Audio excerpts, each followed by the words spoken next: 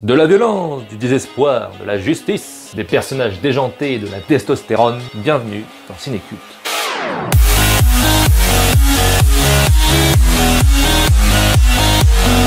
Bonjour à toutes et à tous, aujourd'hui nous nous attaquons au fameux, au grand, au très grand Sin City. Réalisé par Robert Rodriguez et Frank Miller, ayant réalisé respectivement Alita Battle Angel et 300 pour Frank Miller, et en collaboration avec Quentin Tarantino.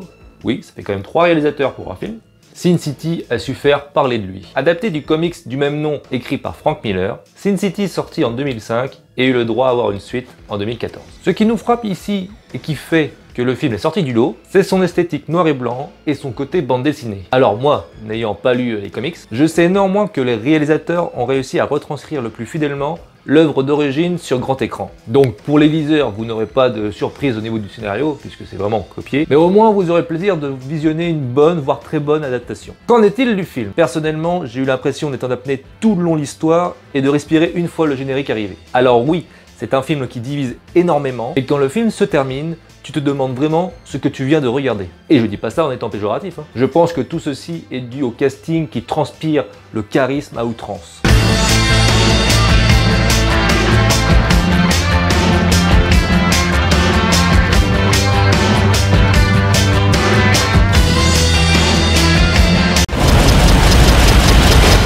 Bruce Willis, Mickey Rourke, Clive Owen, Jessica Alba, Benicio del Toro, Rosario Dawson, Elijah Wood, Michael Clarke Duncan, Nick Stahl, Jamie King, Carla Gugino, Brittany Murphy, Devon Aoki, qui joue dans Too Fast, Too Furious d'ailleurs. J'ai trouvé ça tout seul, hein, ok. Alexis Bledel, Josh Hartnett et Michael Madsen.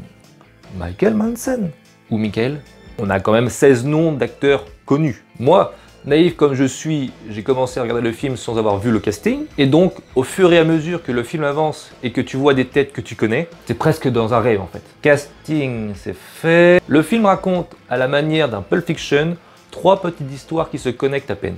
Enfin, on a une 4e mais qui est vraiment succincte. Nous avons donc l'histoire de Marv, jouée par Mickey Rourke. Goldie est morte. On m'a collé un meurtre sur le dos. Et les flics sont dans le coup. Celle de Dwight, jouée par Clive Owen. Ce guignol est incontrôlable, je l'ai suivi jusqu'ici pour être sûr qu'il touchera pas aux filles. On est tous tellement fragiles. Et enfin celle d'Artigan, jouée par Bruce Willis. Je cherche Nancy Callahan. Sur la scène, mon chou elle commence tout juste à s'échauffer. J'ai fait une belle connerie. Faut qu'on se tire d'ici vite fait.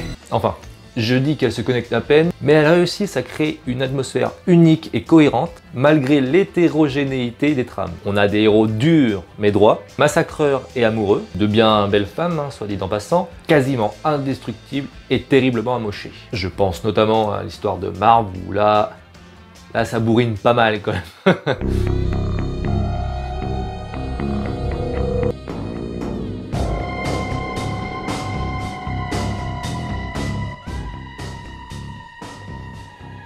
Le film est dur mais d'une très grande justesse, sombre et impitoyable mais terriblement touchant.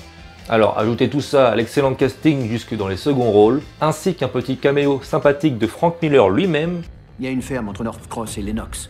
Les preuves sont là. En prêtre corrompu. Non vraiment, une belle expérience de cinéma. Le côté graphique noir et blanc est juste superbement réalisé, avec une petite pointe de couleur de temps en temps, comme le rouge pour le sang, le vert pour les yeux et le jaune pour les cheveux blonds. Bien sûr, il y a des scènes un petit peu what the fuck, un peu cartoonesques, qui peuvent gêner certains. Mais le truc, c'est que ça vient d'une bande dessinée et qu'on joue avec ses propres codes. Et pour avoir cette expérience, le film a été entièrement tourné sur fond vert, avec seulement quelques accessoires réels quand même. Mais est-ce que vous vous imaginez un film entier sur fond vert? Tout est fait en 3D, tout a été fait par ordinateur. Et voyez le rendu. Nous avons donc des acteurs réels sur des décors dessinés. Et le moins que l'on puisse dire, c'est que l'aspect graphique est totalement maîtrisé.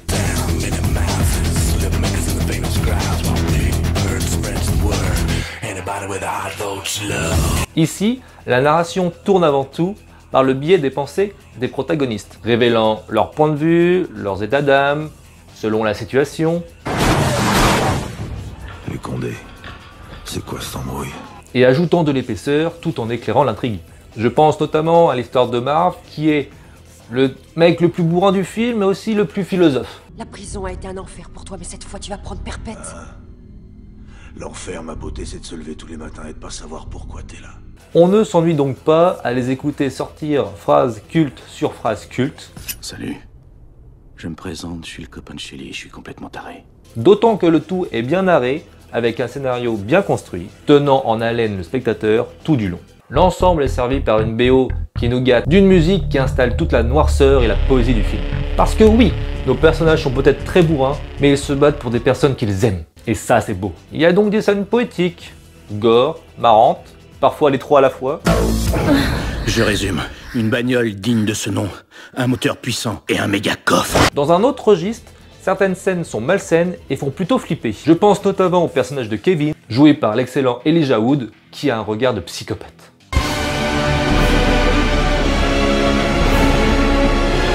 D'ailleurs, les réalisateurs jouent avec ça. Selon les scènes, on ne voit pas à travers ses lunettes, surtout au début, quand le personnage nous est présenté. Et plus on en apprend sur ses pratiques de dégénéré, plus le film nous montre son vrai visage. Ce long métrage est violent, vulgaire, avec un humour corrosif. Il est difficile de s'ennuyer tant il nous plonge dans son univers particulier et décalé. Bon, je vais me répéter, mais bon, le charisme des personnages, sérieux. Déjà que de base, ils sont charismatiques, mais si tu leur rajoutes le noir et blanc qui enjolive un petit peu, on connaît tous les filtres Instagram, cela donne un résultat hyper classe et badass au possible. Le petit bémol que je pourrais trouver à ce film, c'est qu'il divise énormément. On adhère ou on n'adhère pas. On n'a pas vraiment d'entre-deux. Le film a fait un bon score au box-office en rapportant 158 millions de dollars de recettes pour un budget de 40 millions, ce qui est quand même plutôt encourageant. En résumé, esthétiquement irréprochable, casting de malade, thèmes musicaux parfaitement adaptés à chaque scène, ambiance glaciale et véritable mélange des genres. Film d'horreur,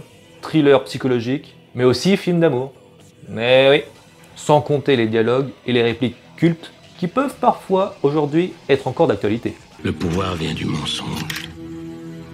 Et plus ils sont gros, plus tu emmènes de monde avec toi.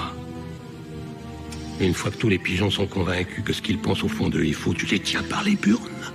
Voilà, je vous encourage donc fortement à aller le voir pour avoir vos retours. N'ayez pas peur du noir et blanc, le film est vraiment beau dans son ensemble. Et puis, ce n'est pas un noir et blanc classique comme les vieux films que l'on connaît. On est vraiment sur un aspect graphique travaillé. En espérant que la vidéo vous a plu, n'hésitez pas à noter le film dans le sondage juste en dessous dans la description. Quant à moi, je vous dis à bientôt pour une prochaine vidéo.